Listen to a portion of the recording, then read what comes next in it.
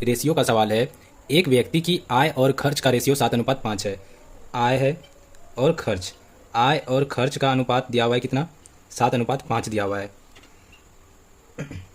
Income 7 है, खर्च 5 कर रहा है, तो बचा कितना रहा है, बचत कितने का कर रहा है, 2 का कर रहा होगा।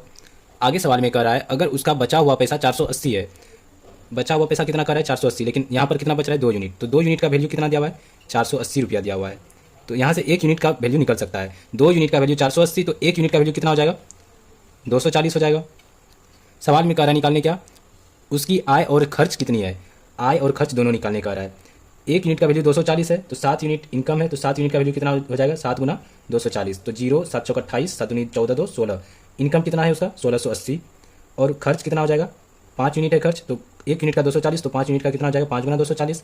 इसको गुना करते हैं तो कितना हो जाएगा 5 चौक 20, 5 दूनी 10 2 12, कितना हो जाएगा 1200 हो जाएगा खर्च। इनकम है 1680 रुपया और खर्च है 1200 रुपया, यही दोनों पूछा गया है।